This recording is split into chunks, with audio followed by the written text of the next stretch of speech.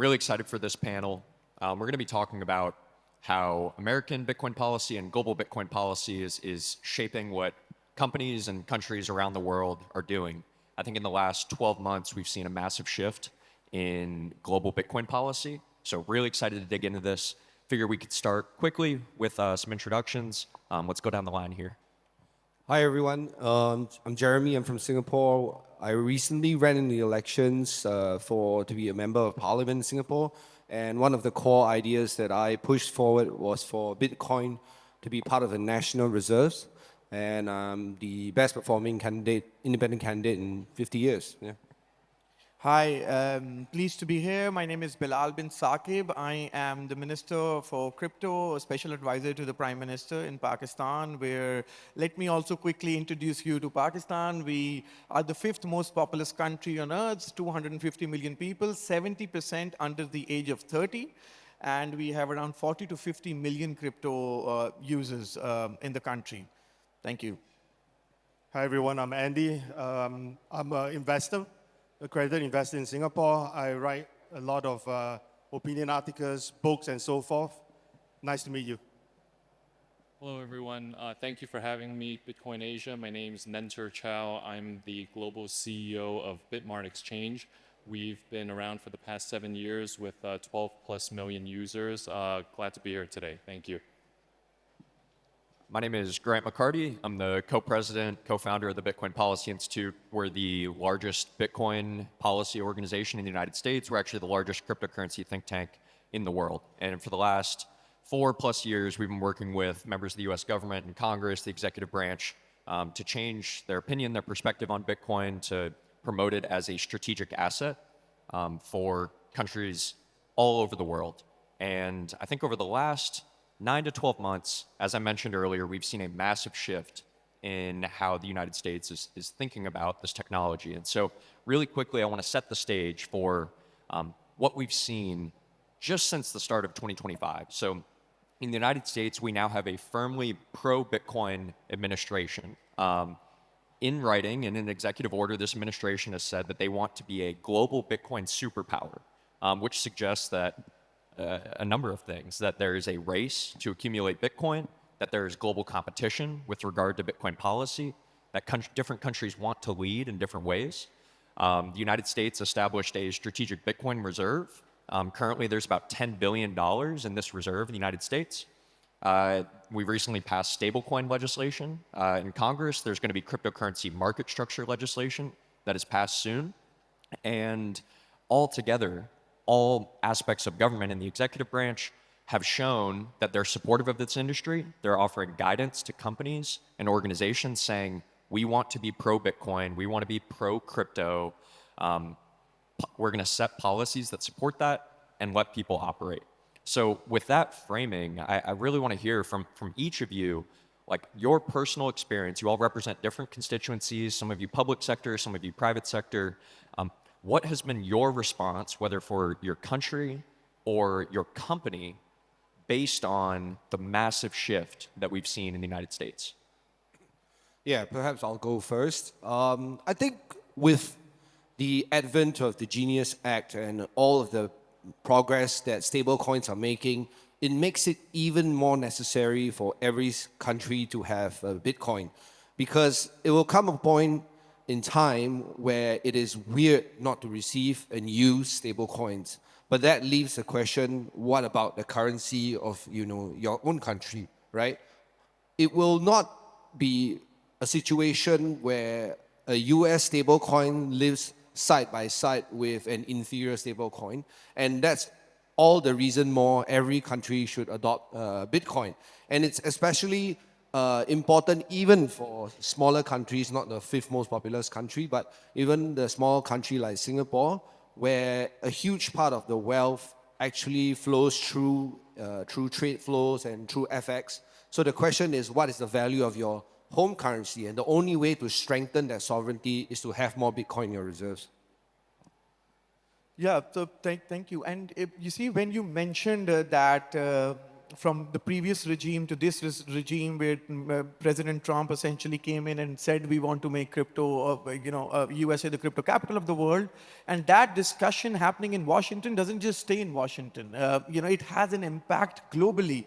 When you talk about the Genius Act, when you talk about setting up the Bitcoin Strategic Reserve, when you talk about market structure bill, all of that helps us create great precedents in terms of which we can then discuss with our governments, our bureaucracy, and say that these discussions are happening in Washington, and hence why it helps us push that narrative in the global South with other of our counterparts. So, Pakistan has also announced setting up a Bitcoin strategic reserve using the same principles, where there were Bitcoins that were confiscated by law enforcement agencies. And then not just that, we suffer from a very unique problem where we have excess electricity. And because that the narrative at the top has changed and there was a lot of confusion, which is now turned into clarity, that provides countries like us a unique opportunity to turn our liabilities into digital gold, and to make sure that a country which has millions of, where the median age is 23, we can create frameworks and policies mirroring the United States that puts our youth of the country at the forefront of innovation. Andy, you've been speaking with government legislators, regulators for years. Do you agree that there's been a shift within the last year in how those conversations are going? Based on what I see, the conversations have really turned from lukewarm to very positive. Within all the different countries, the administration and so forth. But I want to point one thing out, is that I love what America is doing right now. But somewhat, all this legislation comes out in really godlike speed at the same time, right? So if you zoom out and you take a look at Asia, right? So of course we have our dear friend here, Pakistan, Bhutan, and even Philippines, who are more in the works of talking and buying Bitcoin as a reserve. The rest of the other country, whether they are the more developed ones or the least developed ones, what they are trying to do right now is doing some sort of a catch-up game. Right, so they do not talk about Bitcoin reserve as yet, but they are trying to push the agenda of tokenizing, some of their assets. Maybe it could be their company. Some of them are talking about tokenizing their stock. And then of course, following that, there will be some stable coin, new regulations. I think step by step, things are opening up. Right, you could see that in Singapore. Of course, in some ways, we could say that it took a step back because of the new Payment Act. But if you look at Japan, South Korea, and so forth, they are moving forward in a very steady pace.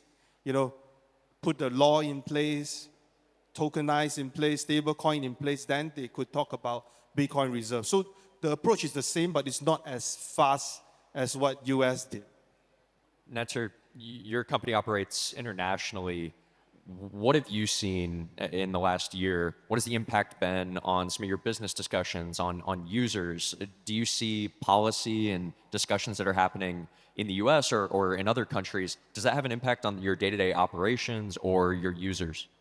Yeah, absolutely. So I guess from the private sector perspective, or the exchange perspective, so to speak, obviously we've been embracing the volatility and also the volume surge across spot and derivative transactions. And one thing that Bitmart has been doing very well. We've scaled out our operations. Everything from hiring more folks around the globe to upgrading our trading system to our third generation trading system, which effectively allows faster, more secure transactions to be executed, which is important, especially when now you're onboarding a whole new set of institutional players, not just on the retail side. So I think all of that is really to ensure the best execution environment for both institutional and retail needs. Now, what's interesting, I guess, from the exchange perspective is, you'll see a lot of data on how, on-chain is the future, which, very likely it is. But, the one thing about spot Bitcoin settlement, for example, is actually that volume has been shifting on back to the exchanges and also in the stock market via spot ETFs. And now I think 75% of that volume is on off-chain platforms such as ourselves. And by the way, that figure is not for Bitmart, it's just across the industry. Another interesting fact is that when there was a huge surge in volume in February, March, right, and since then has kind of tapered off, spot transactions have come down about 20-25% since that surge. Derivative transactions actually have remained relatively the same. It was only dropped off maybe 2 to 3%, and that's largely due to the fact that institutions they need the derivatives as a way to hedge, a way to sort of execute their ARB strategies, and also on the retail side. It's really interesting. 80% of the retail transactions that are derivatives, they're closed within 24 hours. So there's certainly this high frequency trading sort of behavior that's been happening. Obviously for us, we're relatively, we provide that platform for all users to sort of meet their needs. But I guess on the topic of, what I've been seeing globally, over the last couple of months, I've been traveling around the world and attended a lot of closed-door roundtables with government, quasi-government entities to really discuss how to,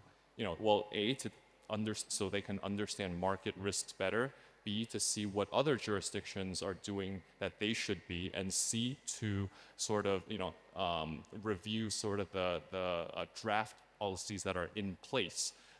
Because I think I was actually surprised. I would have assumed there would have been more sort of dialogue and communication and discussion and I think that's what Bilal and Grant, we were talking about this backstage a little bit earlier, that I think this type of, open dialogue should be happening more because they're certainly reaching out to private sector folks such as myself and others in the industry, and I think this type of dialogue is very healthy for the continued adoption of Bitcoin and crypto as a whole.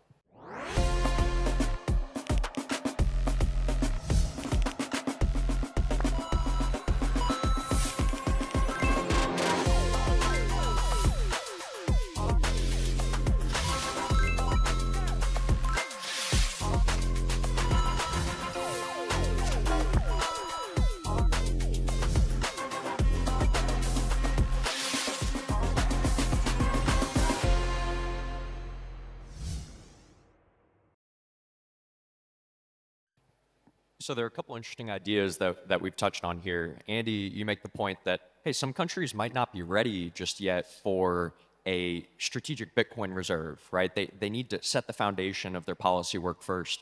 Nenter, you mentioned there's spot ETF buys, there are purchase derivative trading. There's also day-to-day transaction with Bitcoin, day-to-day users using Bitcoin as money, as currency. Bilal, I'm curious to hear from you. So you've advocated for Pakistan to have a strategic Bitcoin reserve. How do you think about Bitcoin with regard to digital gold and holding it? And then this broader idea of making Pakistan a global Bitcoin hub, right? Actually encouraging companies to build, people to use Bitcoin. Just walk me through kind of the process of how you're thinking about this from the governmental level. Yeah, so we we understand the importance of Bitcoin, and which is why we've announced the reserve. And to accumulate that, we also want to contribute our resources, our electricity towards mining, on which we've also announced for 2,000 megawatts of electricity. And we've also set up a Pakistan Virtual Asset Regulatory Authority, which is an independent regulator outside the SEC and the central bank, that will incubate and accelerate all of these crypto activities, where we create a regulatory regime that fosters innovation. And we want builders to come in. And why we are unique, we are not a Dubai or a Singapore, but what we have is access to a lot of resources. We are the third largest freelancer market in the world. If the youth of Pakistan was to be an independent country, would have been the 10th biggest country on earth. We have 50,000 IT graduates, and we already have so many builders who are still kind of acting as back office. But all of this creates an enabling environment for them, where they become, why can't we have multi-billion-dollar protocols being created out of Pakistan? And not just that, we have a lot of social economic problems. We have 100 million unbanked people in the country. So we have the brains, and then we have all the problems where all those ideas can be turned into execution, and we can, just like you mentioned, we are looking at tokenizing our illiquid assets. So Bitcoin is great, but we want to use blockchain into seeing how we can, use that in government efficiency, how we can use that in stopping counterfeit. So we are exploring all of that. Yeah, so, adding to that, we as, in Singapore, we don't even have the luxury of spare electricity, right? And we buy almost like all energy. We don't have renewable energy. And we're the fourth largest FX hub in the world. And those factors together add up to a survivability issue for us. We had one company IPO in the last year for our local stock market. So each country's local stock markets are going to compete with liquidity from Bitcoin, the Sharpe ratio of Bitcoin, and that's a problem for countries that don't have natural resources. And that's why all the more Bitcoin is a necessity for us for survival, right? And also, when more liquidity gets extracted away from traditional SWIFT networks to be on-chain, it could be yield protocols, it could be MMs and whatnot. That poses a question: why even have localized physical financial hubs at all, right? Because we are, Singapore has been competing with Hong Kong for the longest time to be the FX hub of Asia, and now that evolution will go into the Bitcoin world. It will go on-chain, it will go onto stable coins, and for many countries, the question about whether or not you should have a localized stock exchange is on everybody's mind, because you first have to clear the Bitcoin hurdle rate, and then you need to have the liquidity, and you need to have the volatility to have an active stock exchange. And that's going to be a problem for the global south. Yeah. I just want to add on, as a fellow Singaporean, I felt that, it's not so much about the electricity, right? We are a small country, but we have money, right? We could always buy up a lot of the ETFs and so forth, right? So that could be one way, but I really want to point out the other fact that, we talk about tokenized business, right? Tokenized stock exchange and so forth. So I once almost invested into a RMO license, is a regulated market operator license. But I realized that the biggest problem in a lot of this industry is that since your national exchange does not have too much liquidity, starting a Bitcoin exchange or starting some form of other digital exchange, it will not have liquidity as well. So what we should really do, apart from the Singapore example, is to build the foundation right. So if you have the right strategic mindset, then you could walk on the path of what Pakistan, has done so far into building it up, right? So we talk about, Bitcoin as a payment. Of course, it's a bit expensive, but if you look at it on a longer term basis, you could use the same technology behind, to look at the supply chain, effects, fight counterfeits, track your money as well. So I think it's going to be a whole package instead of just zooming into specific policies. So I think the package is important. Yeah, Nenter, how do you think about building the foundation of the Bitcoin economy? What does that look like from your perspective? You're focused on the users, you're focused on enabling people to use this technology in different ways and access it in the way that they want to or they need to. So there's the policy side of this, and there's the building side. And I think what we're hitting on is they need to coexist. Absolutely. And look, I think with the U.S. leading the way on crypto policy as a whole, I think it creates a halo effect for the industry globally, so to speak. From a top-down perspective, I think it certainly works, and you're seeing that with institutions, with public companies accumulating Bitcoin for their treasury programs.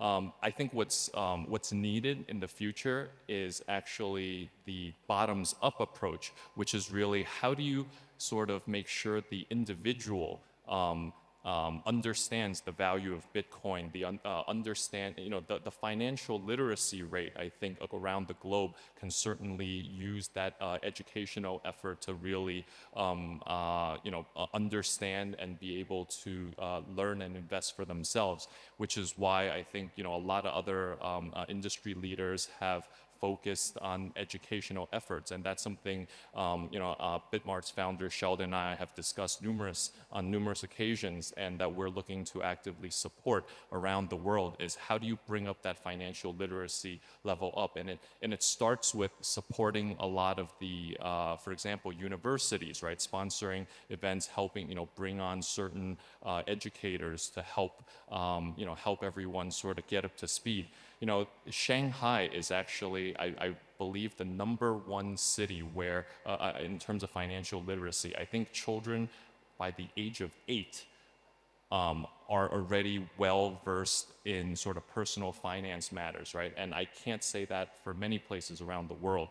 And that's certainly one of the most important initiatives for Bitmart, for myself as well, for our founder, because it really, for us, it's really about how do you become an actively contributing player in this broader crypto Web3 ecosystem, right? And it really is in line with the original ethos of this industry, which is really to create a equitable society. So to me, I think that it comes down to the education.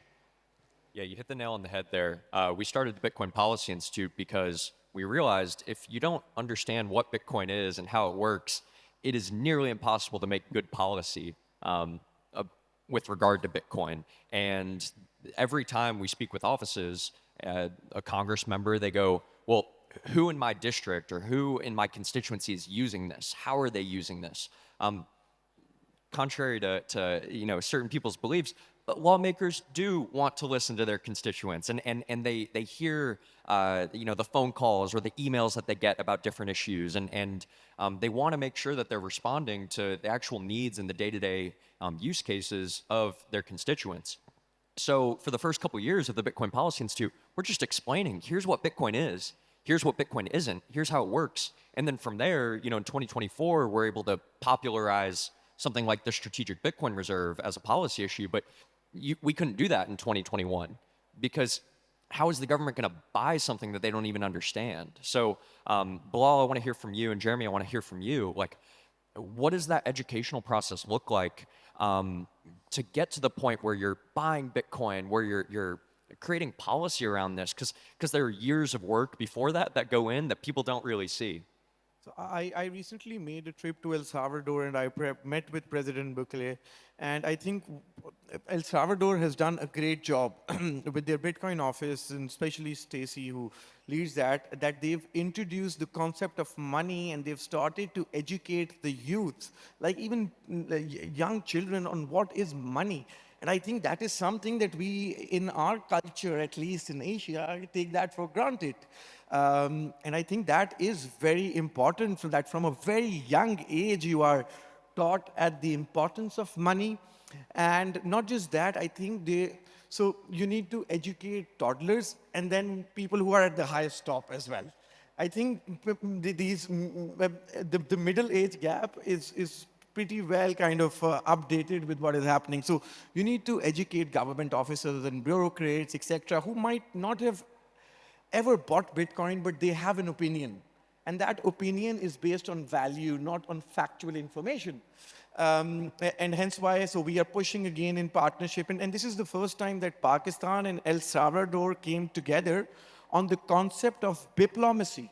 So we are, changing traditional diplomacy into diplomacy and learning from them, and taking these frameworks to upskill our bureaucracy, our government on these courses, so they can actually understand what it is. Because if we do not, then there is this blockage of opinions that people have.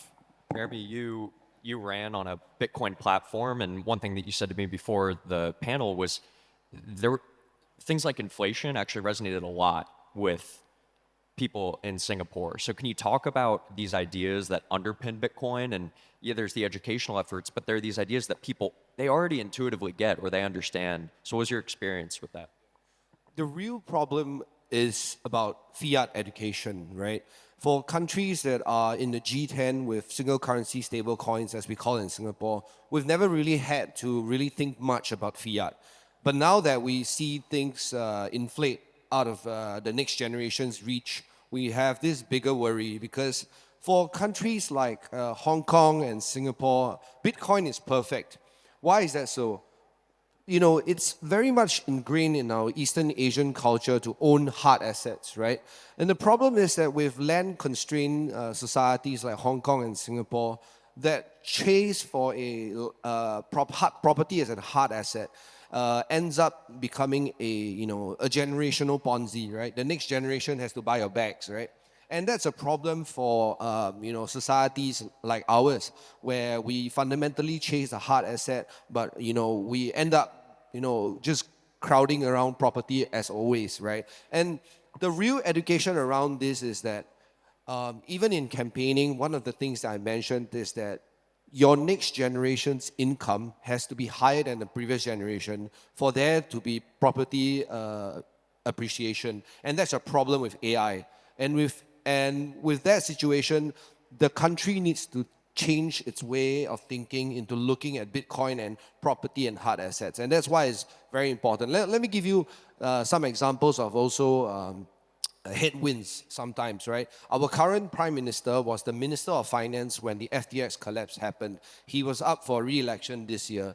So a lot of the policies that were around Bitcoin actually stalled heavily. We were very early. We had a stablecoin framework in 2018, but most of the talk around stablecoins and Bitcoin had to take a back seat in order for the election to happen. And right after the election happened, we saw a change in the way we looked at the Genius Act, the stablecoins, and also we started to have a police task force over crypto scams. I mean, albeit it's 4 people right now, but we're still on our way.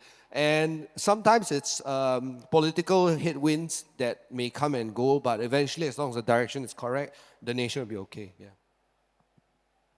Andy, switching gears slightly, one thing that Bilal mentioned is this idea of international cooperation, diplomacy. So as you're dealing with different governmental bodies, what do you see in terms of, you've made the point that you think there needs to be more foundational policy work. We've talked about something like the Genius Act, which is the United States stablecoin legislation. There's market structure legislation that's being worked on. To what extent is cooperation possible with regard to non-governmental organizations or different governments or countries that might feel like they're in competition with each other? Based on what I see, from maybe from an association standpoint, right? Many of them that are more digital currency or Bitcoin focused, they have their own agenda, right? And eventually, if you really look deep into their model, they are trying to sell some of these causes, right? So to maintain their operations. So I actually spoke to the G20 guys. I said, hey, is there a way that we could form a more standardized platform where we could really educate and advocate the same kind of message throughout all the different nations, you know. And I think that suggestion is very important because what your country has and all the good case studies that you have, you could share it openly with all the rest of the members so that they can operate in the same manner, right? Because all these associations right now is like, oh, maybe CZ is coming to Singapore, they come over, shake hand, put a photo, and then bye. You know, that's not what we are trying to do, right? This is not policy making. This is just pure PR, right? So we need people who is really into the policy, and we need people that can actually talk about policy and make some changes, right? So there are a lot of public consultancy paper, you know, from various countries. And if this thing is serious, you know, it should be open to people in the global manner, you know, so that people can contribute the paper, contribute the ideas properly, so that it can be executed in a more standardized manner, you know, throughout the world, right? So I think that part is really missing from this equation. We have a few minutes left. I want to wrap up here in a moment. Andy, it sounds like you're calling for more international cooperation. You're calling for more serious policy discussions and policy organizations around the world. When we started Bitcoin Policy Institute, we did it because nobody else was doing it. There wasn't another Bitcoin-only policy organization in Washington, D.C. So there is a void, right? And the U.S. is now leading in some of these policy discussions, but it took years to get here. So if you're anywhere in the world, like there's an opportunity for you. If you understand Bitcoin and you believe in it, there's an opportunity to engage with your policymakers. But I'd like to wrap up here and hear from each of you one thing that you'd like to see, policy or otherwise, to kind of take the next step in Bitcoin adoption. Perhaps you've learned it from the United States and their approach to Bitcoin. Perhaps you've learned it from another country and how they're approaching Bitcoin. But we'll go down the line here. Nenter, what are your thoughts? Sure. And I guess, you know, since we're here in Hong Kong attending Bitcoin Asia, I do believe that Hong Kong's regulatory framework is one that certainly is very proactive and forward-thinking in nature. Maybe not pertaining specifically to Bitcoin, but I think for crypto as a whole. And a good example is this LEAP 2.0 framework, right, which was updated relatively recently. And why I say that is everyone understands, you know, HK dollar stablecoin or any other place in the world, right? But how do you actually, what happens after it's issued? The real world use cases. And in Hong Kong, which largely depends on institutional volume, I think from day one, you're able to trade secondary government bonds, ETFs, commodities, and certain renewable energy assets. And I think that's pretty crucial because, you know, having this framework and allowing it to have that institutional flow on day one really sort of takes it from 0 to 1 and go from there. So to me, I think Hong Kong's framework is actually quite designed quite well. Andy, any final thoughts? Yeah, I have just two very short points. So I wrote a report with NM Capital from Hong Kong about stablecoin. I think number one is we should take stablecoin seriously, right? Stablecoin is not just about Tether or Circle. You know, there's a lot of other frameworks that we can put into that. And the second part that I really want to mention is I hope that decentralized policies or decentralized network can be taken more seriously. You know, because if you talk to different government right now, most of them are trying to catch up. And if you talk to them about DeFi or decentralized networks, you know, they have no clue. And they think that we are doing some criminal things behind the scene, right? So I think that policy should be in place as well. Bilal?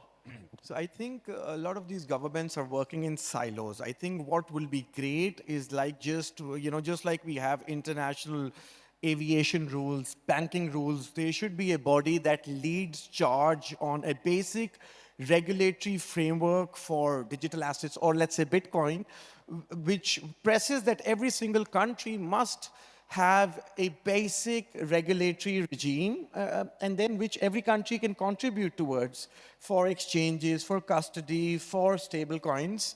And I think this can be a game changer globally at the adoption of Bitcoin. But there has to be like these bigger organizations of the world that invites, people like you and institutes like you, where we can turn this global confusion, which is there still, into clarity for adoption. Jeremy, close this out. Yes. So I think every country in this world needs to have a ministry or an official office for blockchain and Bitcoin, right? Every country wants to collaborate with each other on Bitcoin and blockchain, but each time that conversation gets very difficult because do we speak to regulators? Do we speak to the trade and finance people? Do we speak to the industry people? But I think the best way to synergize the entire world would be to have an official blockchain and Bitcoin ministry. And that way, every country in the world knows how to speak on the same terms, the same terminology, the same technology. And I think that's great for the world. If you want to lead in Bitcoin, if you want to continue this momentum, talk to anybody on the stage. Thank you so much, everybody. This has been an amazing panel. Thank you all. Thanks, Grant.